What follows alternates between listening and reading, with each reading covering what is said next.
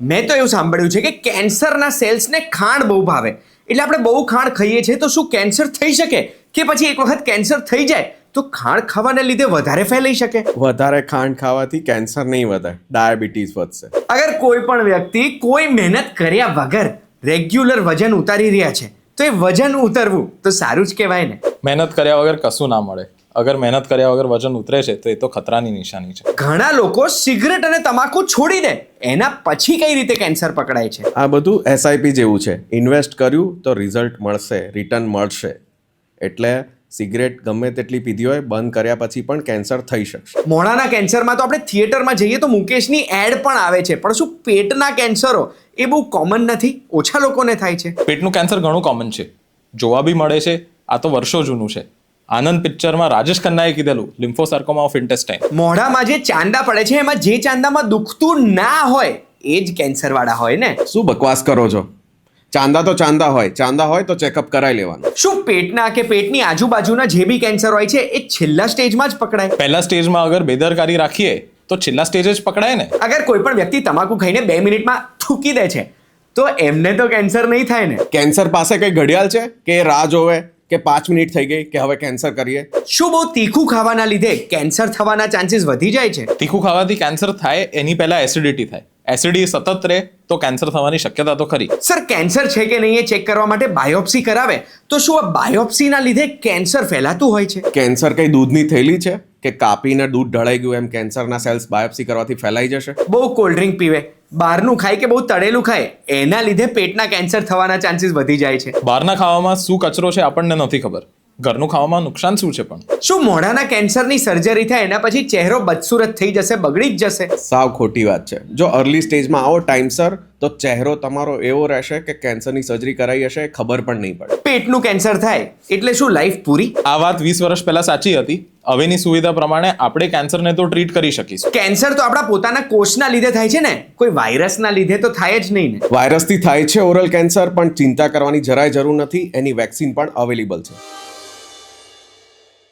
You are watching Chat Masala podcast on my new channel Chat Masala podcast. આમાં મસાલેદાર podcast તમારા સુધી લાવશું જેમાં એવી ઇન્ફોર્મેશન મળશે જેવી ઇન્ફોર્મેશન તમે ક્યારે સાંભળી જ નહીં હોય.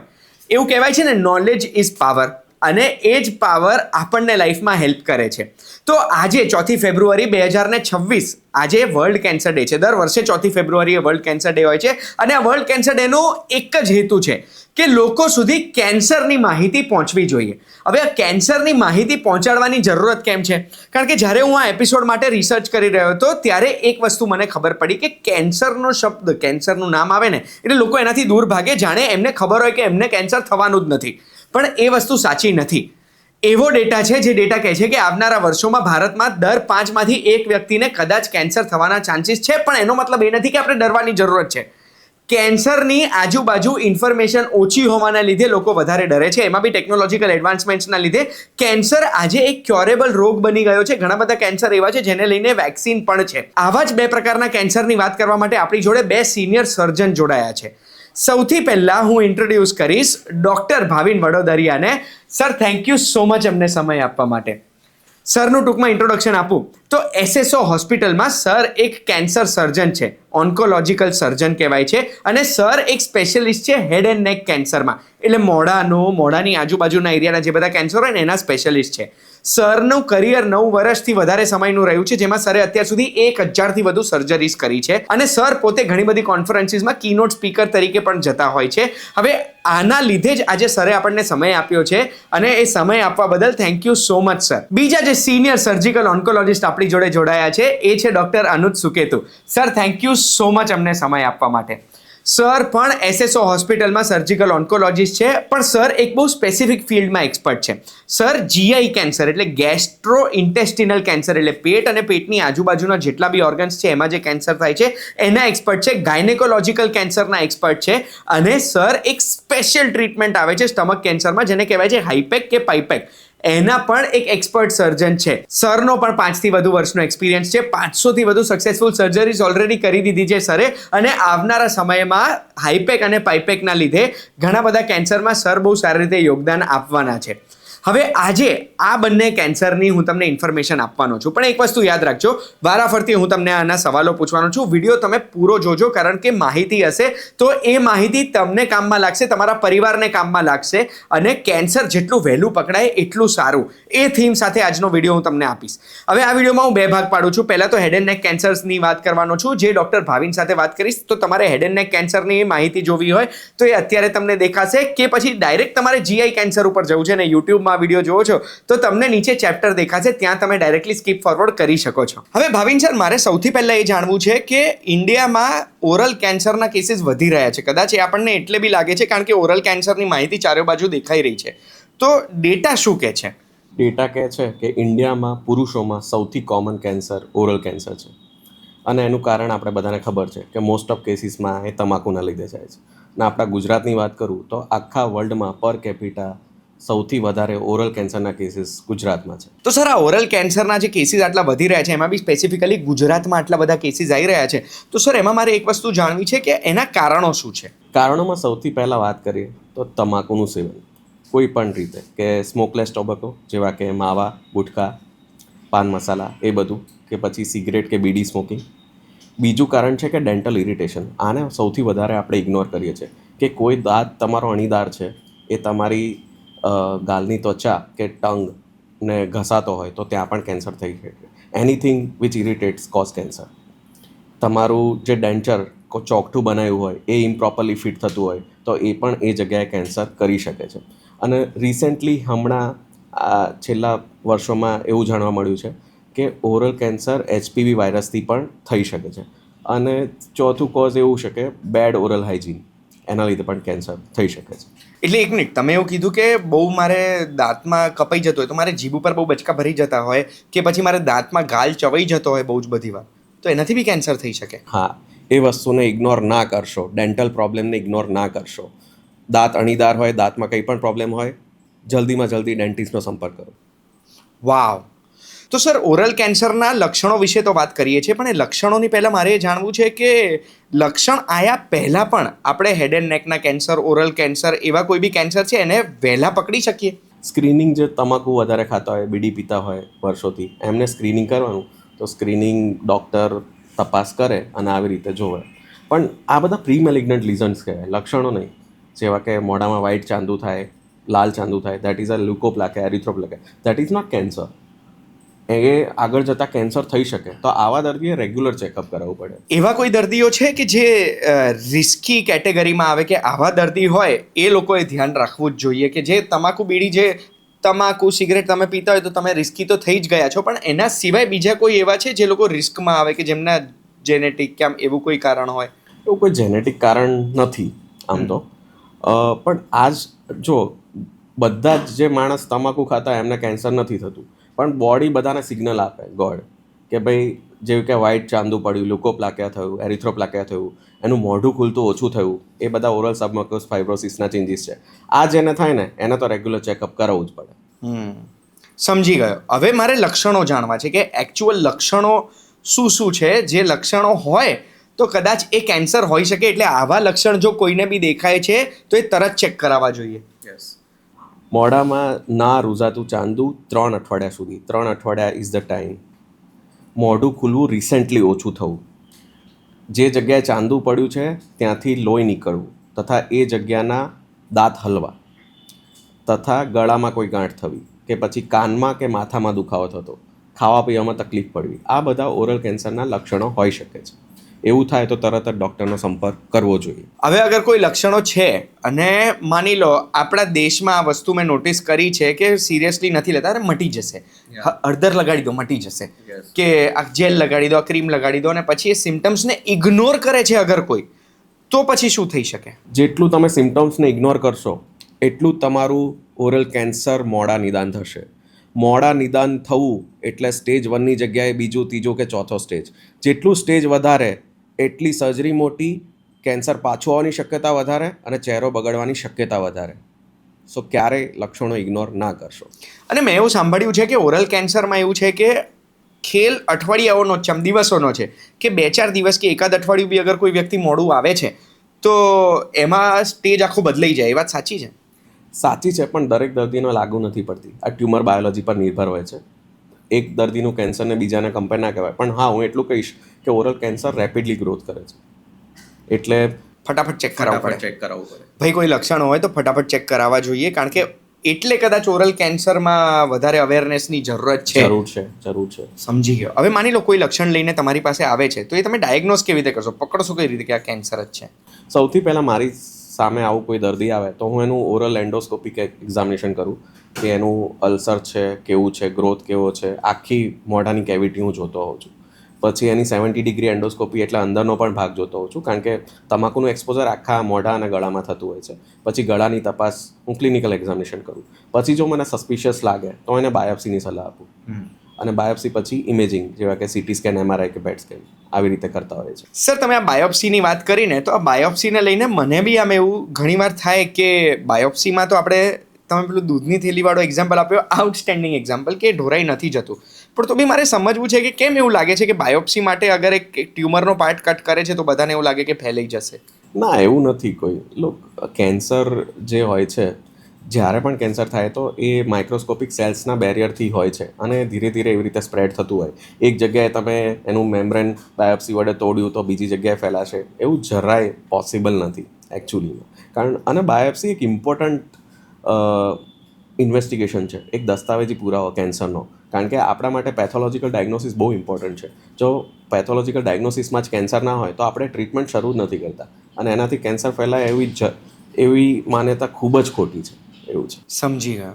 હવે એક વખત તમે બાયોપ્સી કરાવી, બાયોપ્સીમાં કેન્સર આવે છે, તો પછી આગળ શું છે? ટ્રીટમેન્ટ ઓપ્શન્સ કયા કયા? જો મોઢાનું કેન્સર આવે તો એના ટ્રીટમેન્ટ ઓપ્શનમાં એક વસ્તુ હું તમને જણાવી દઉં કે જ્યારે પણ તમને મોઢાનું કેન્સર થાય તો એના માટે એક સચોટ ઉપાય કે જે સાજા થવાની સૌથી વધારે શક્યતા છે એ સર્જરી છે. હું પર્ટિક્યુલરલી ઓરલ કેવિટીની વાત કરું છું, પણ તેની સાથે કેન્સરના પ્રકાર મુજબ રેડિયોથેરાપી અને કીમોથેરાપી પણ હોઈ શકે છે. યુઝ્યુઅલી પહેલા, બીજા કે ત્રીજા સ્ટેજમાં મોઢાના કેન્સરમાં આપણે સર્જિકલ ઓપ્શન્સ પહેલાં હોય છે, પણ 4A કે 4B કેન્સર હોય, સ્ટેજ 4 અને B, એમાં કદાચ પહેલાં કીમો આપીએ 3 ડોઝ, પછી સર્જરી કરીએ, એવું હોય છે. મોઢાની પાછળનું જે કેન્સર હોય છે, ઓરોફેરિંગ્સ અને લેરિંગ્સ, એવા કિસ્સામાં સ્ટેજ 2, 3માં કીમો રેડિયેશન સર્જરી વગર પણ કેન્સર મટી શકે છે.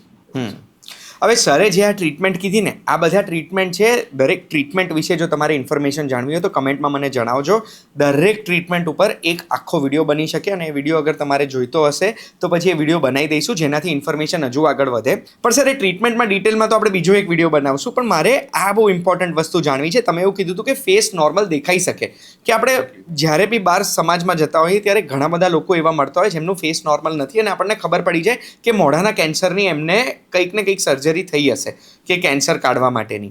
તો એ ફેસ નોર્મલ દેખાડવા માટેના આજે નવી પદ્ધતિઓ શું છે, અને એના માટે આપણે શું ધ્યાન રાખીએ? તો તમે જેમ ચહેરો બગાડ્યા વગર સર્જરીની વાત કરી, તો એમાં એક ટીમ એફર્ટ લાગતો હોય છે.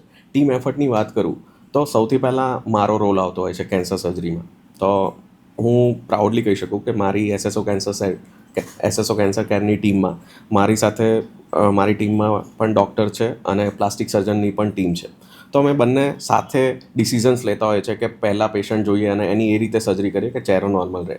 તો સૌથી પહેલાં મારી વાત કરું તો હું કેન્સર એવી રીતે કાઢું કે મોઢા પર કોઈ ચીરો ના આવે. ગળાના ભાગે જે ગાંઠો કાઢવા ચીરો લીધો હોય એનાથી જ મોઢાના કેન્સરની સર્જરી થઈ જાય, અને પછી જે ખાડો પડે એને એવી રીતે પ્લાસ્ટિક સર્જરીથી ભરીએ, એને કહેવાય માઇક્રોવાસ્ક્યુલર ફ્રી ફ્લેપ સર્જરી, જેમાં જાંઘની ચામડી કે પગના હાડકાની ચામડી તથા હાડકું લઈને તમે જે પણ ઓરલ કેન્સર કાઢ્યું હોય ત્યાં તમે નવો ચહેરો એનો બનાવી દો કોઈ પણ ચીરા વગર, અને એ નસોને તમે ટ્રાન્સપ્લાન્ટની જેમ ગળાની નસને જોડો. આનાથી પેશન્ટનો ચહેરો એકદમ નોર્મલ લાગી શકે છે. So this is the latest technique. એમાં સમય લાગે છે, એક્સપર્ટાઇઝની જરૂર છે, પણ એ એકદમ પોસિબલ છે. અને હું મારા એસએસઓ કેન્સર સેન્ટરના મારા ડિપાર્ટમેન્ટ હેડ એન્ડ નેક સર્જરીની વાત કરું તો મારી 100માંથી 99% સર્જરી એ જ હોય છે. જ્યારે આ સર્જરીમાં કંઈ ઇશ્યુ આવે તો જ અમે બીજી પેડિકલ ફ્લેપ એટલે PMMC ફ્લેપની સર્જરી કરીએ છીએ. એટલે આજના જમાનામાં ચાન્સ છે કે ટાઈમસર કેન્સર પકડો તો ચહેરો નોર્મલ દેખાશે, પણ કદાચ થોડું લેટ બી થઈ ગયું તો નવી પદ્ધતિઓના લીધે ચહેરો નોર્મલ દેખાઈ શકે છે. લેટ થઈ ગયો અને કદાચ ચીરો મૂકવો પડે, પણ તોય પ્લાસ્ટિક સર્જરી એટલી સરસ રીતે કરવામાં આવે કે નોર્મલ દેખાઈ શકે. એટલે આ તો મેં તમને ખાલી કીધું છે, એટલે લેટ પકડવું કે લેટ તમે ડૉક્ટરને બતાવો એવું ના કરતા, અને કેન્સરથી ડરીને આગળ વધશો તો પછી કેન્સર ઓર ડરાવશે. કે ઘણા લોકો એવું કરે કે યાર ચેક કર્યું ને કેન્સર આવી ગયું, એના ભયથી બી ના જતા હોય. એટલે આ વસ્તુમાં એનું કારણ જણાવું તમને, એનું કારણ શું છે? ભાઈ આપણે ખબર છે, આપણે બધાને ખબર છે કે તમાકુના લીધે કેન્સર થાય છે. સો તમને શું લાગે એમના ઘરવાળા નહીં કહેતા હોય કે તમાકુ છોડી દો? 20 વર્ષથી ખાય છે, તમાકુ નહીં છોડતા, હવે પછી 20 વર્ષ પછી ખાતા અને પછી કેન્સર થયું, પછી ઘરવાળા તો ઓલરેડી બોલતા હોય કે માવા મૂકો, અને પછી કેન્સર થાય એટલે ઘરવાળાને બતાવતા ડરતા હોય કે બોલશે, એમ કરીને લેટ આવતા હોય છે લોકો. અને એ લેટ જાઓ છો એમાં તમારા ઘરવાળાઓ વધારે હેરાન થાય છે. એટલે કેન્સરમાં તમારે તમારા પરિવારની કેર કરતા હોય તો વહેલું પકડવું જોઈએ. યસ. હેડ એન્ડ નેક કેન્સરને લઈને મારા પ્રશ્ન તો પતી ગયા છે. હવે નેક્સ્ટ સેટ ઓફ પ્રશ્ન પેટ અને પેટની આજુબાજુના અંગોના કેન્સરને લઈને છે, જે હું ડૉક્ટર અનુજને પૂછવાનો છું.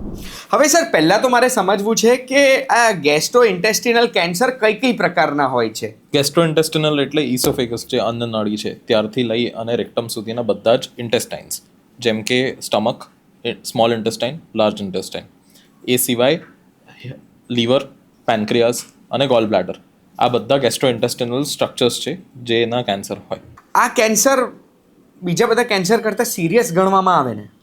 આ કેન્સરના કારણ અમુક વખત થતા પ્રોબ્લેમ્સ છે ને, એ આપણને લાઈફ થ્રેટનિંગ હોય. જેમ કે કોઈ પણ ઇન્ટેસ્ટિનલ કેન્સર છે, એમાં કેન્સરના કારણ જે ફ્લો ઓફ ફૂડ છે એ અટકી જતો હોય છે, અને એ જે અટકી જાય એના કારણે આપણે એક એવી કન્ડિશનમાં પ્રેઝન્ટ થતા હોઈએ છીએ કે જ્યારે ઇમિડિયેટ ઓપરેશનનો સવાલ આવે, એટલે એ થોડા ડેન્જરસ કે થોડા જોખમી કહેવાય છે.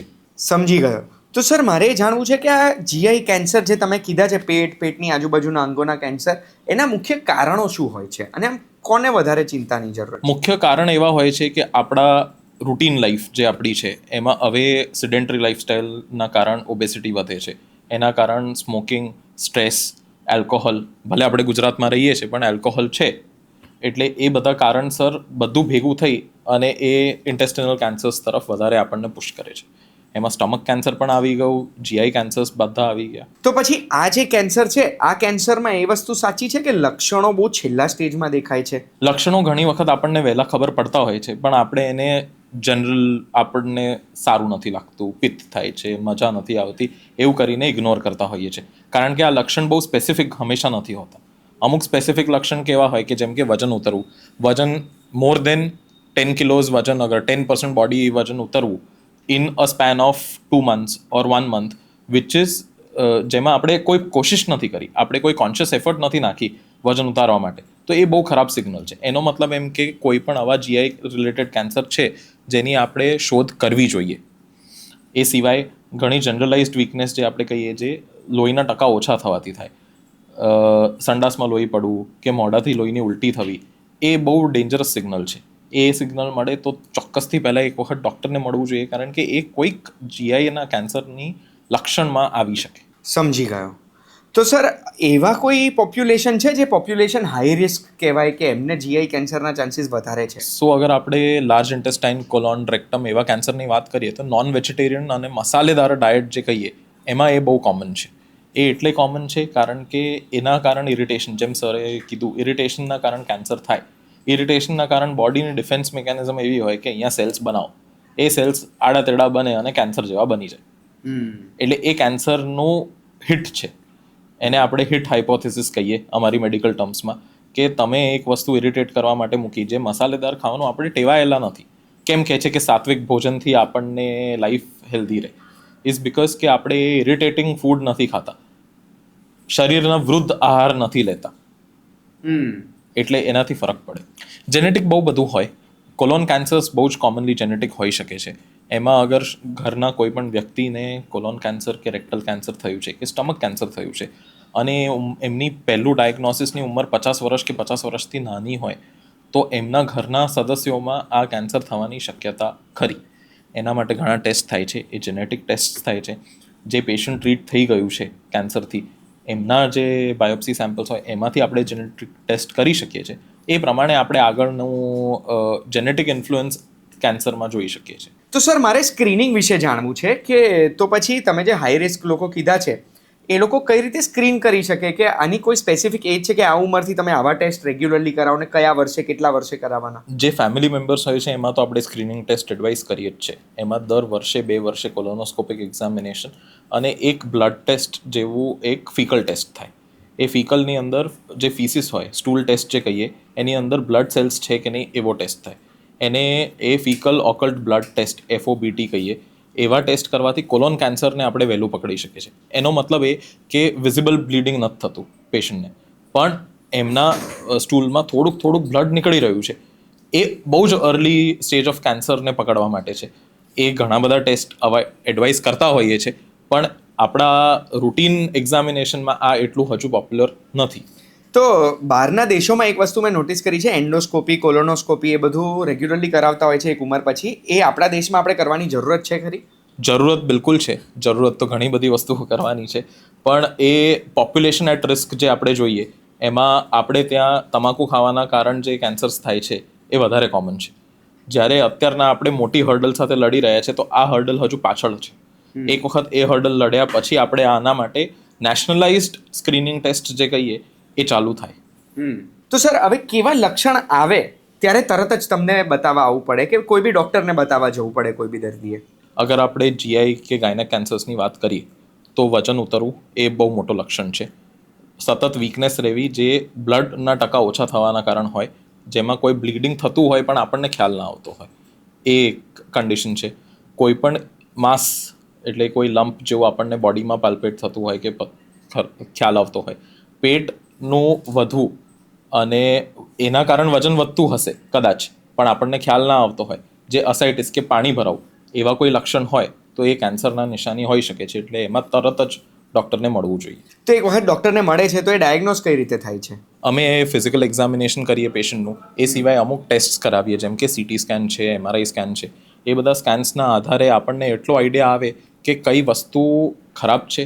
ઓર્ગન એક એબડોમેન એક મેજિકલ બોક્સ છે એવું કહીએ તો ચાલે. એમાં આટલા બધા ઓર્ગન્સ છે, એટલે કઈ ઓર્ગનના કારણે આ તકલીફ છે એ જાણવું વધારે અગત્યનું છે.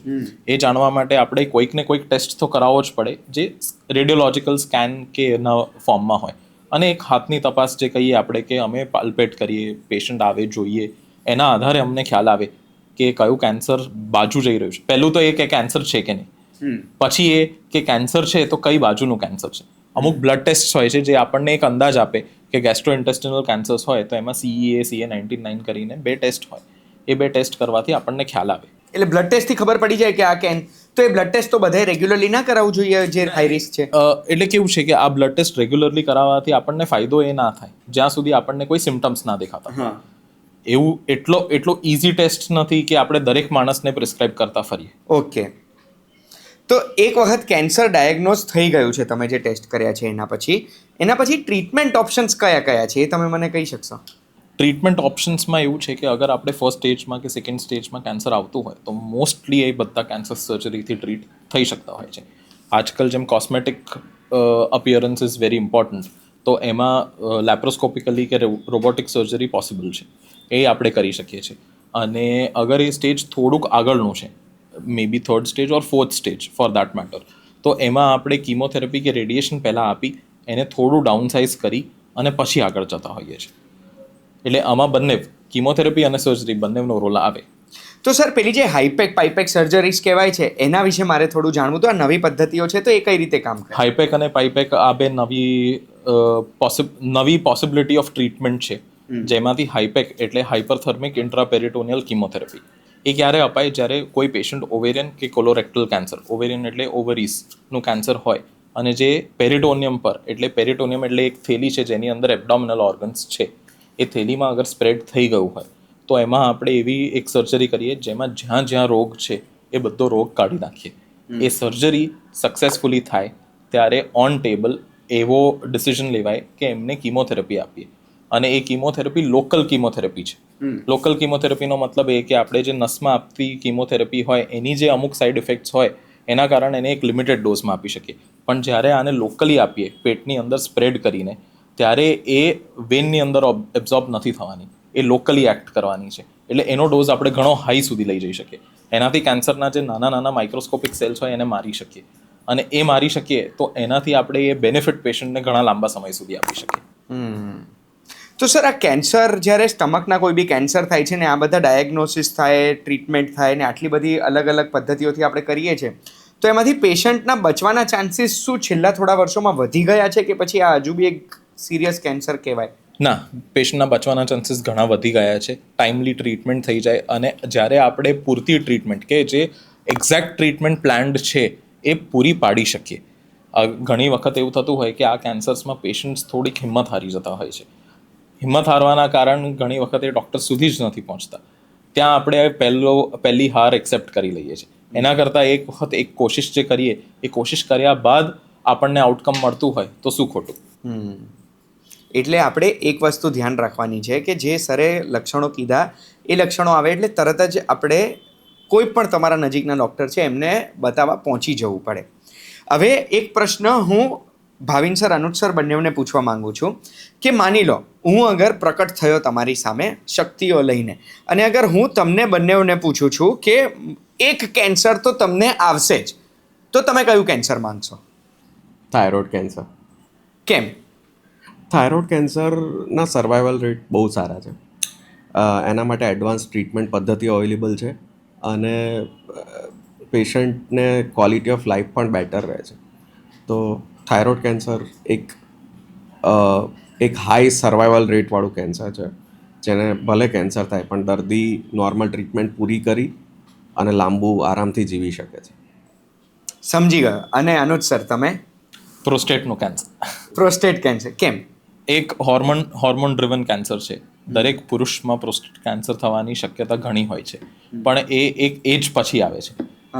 60 વર્ષ પછી આવતું કેન્સર છે. એટલે બે વસ્તુ માંગી લીધી કે 60 વર્ષ તો પાકું થવાનું જ છે ને. 100%. શું કામ ઓછું માંગુ? અને પછી એમાં બહુ રિસ્ક નથી હોતું કે એવું કંઈ હોય છે? રિસ્ક હોય છે, રિસ્ક નથી હોતું એવું તો નથી, પણ ટ્રીટેબલ છે. જેમ બાકી બધા કેન્સર્સ ટ્રીટેબલ છે એવી રીતે જ ટ્રીટેબલ છે. ઘણી વખત ખાલી દવા આપવાથી આપણે એને અવોઇડ કરી શકીએ છીએ. અવોઇડ તમે જે વાત કરીને એટલે મારે નેક્સ્ટ પ્રશ્ન એ જ છે કે કેન્સર મારે નથી જોઈતું, 5માંથી 1 વ્યક્તિને થવાનું છે, મારે પેલા 4 વાળું રહેવું છે, તો એના માટે મારે શું કરવાનું, ભાવિન સર? સો કેન્સર એક લાઇફસ્ટાઇલ ડિસીઝ છે, હાઇપરટેન્શન અને ડાયાબિટીસની જેમ. તો જે તકેદારી આપણે એ બંને માટે રાખીએ આમાં જ રાખવાની જરૂર છે કે પ્રોસેસ ફૂડ નહીં ખાવાના, complex carbohydrate, healthy vegetables, green leafy vegetables ખાવાના, ફિઝિકલ એક્ટિવિટી રોજ 30થી 45 મિનિટ. આ બધા જે પ્રિવેન્ટિવ મિઝર્સ છે કે હાઈ ફેટી ફૂડ નહીં ખાવાનું, ગ્રીન લીફી વેજીટેબલ્સ ખાવાના, એ બધું તમે કરો તો કેન્સરને અવોઇડ ડેફિનેટલી કરી શકો. સમજી ગયો છું. આ વસ્તુઓ ધ્યાન રાખવાની છે આપણે. અનુજ સર? હું આને અલગ રીતે જોઉં છું. હું આને એવી રીતે જોઉં છું કે અગર કેન્સર થવાનું જ છે તો મારે મારી બોડી એટલી ફિટ રાખવી છે કે હું કેન્સર સામે લડત આપી શકું. એ લડત આપવા માટે મારે પોતાની ફિઝિકલ ફિટનેસ, પોતાના માઇન્ડસેટ અને એક પોઝિટિવ મેન્ટલ એટીટ્યૂડની જરૂર છે. એના માટે અગર મેડિટેશન, યોગા કે પછી એક પોઝિટિવ એટીટ્યૂડ એમને જ ડેવલપ કરવો, એનાથી ફરક જે પડે છે એ બીજા કશાથી ફરક નથી પડતો. આ રિફ્રેશિંગ આન્સર હતો. This is the first time મેં બી આ સાંભળ્યો. બહુ જ અમેઝિંગ વાત કરી છે. SSO હોસ્પિટલથી આપણી જોડે આજે 2 સિનિયર ડૉક્ટર્સ જોડાયા હતા, ડૉક્ટર ભાવિન વડોદરિયા અને doctor Anuj Suketu. Thank you so much, તમે સમય આપ્યો. વર્લ્ડ કેન્સર ડેના દિવસે આટલી ઇમ્પોર્ટન્ટ માહિતી મારા સુધી આવી છે ને મારા માધ્યમથી, ચેટ મસાલાના માધ્યમથી એમના સુધી ગઈ છે, એટલે એના માટે તો અમે આભારી છે જ. આવા વિડીયોઝ જો તમને જોવા છે તો એના માટે સબસ્ક્રાઈબ કરી લેજો. આ તો હજુ શરૂઆત છે ચેટ મસાલા પોડકાસ્ટની. આવા તો બહુ ક્રેઝી વિડીયોઝ તમારા સુધી લાવશું જેનાથી તમને કંઈક નવું જાણવા બી મળશે, અને એ માહિતીથી તમે કદાચ તમારા ફ્રેન્ડ્સમાં અને ફેમિલીમાં એક દરજ્જો પણ મેળવી શકો. Thank you so much sir, તમે સમય આપ્યો. Thank you so much. Subscribe કરવાનું બાકી હોય તો કરી લેજો. પાપ લાગે, પાપ અગર ના કરો ને આખો વિડીયો જોયા પછી તો.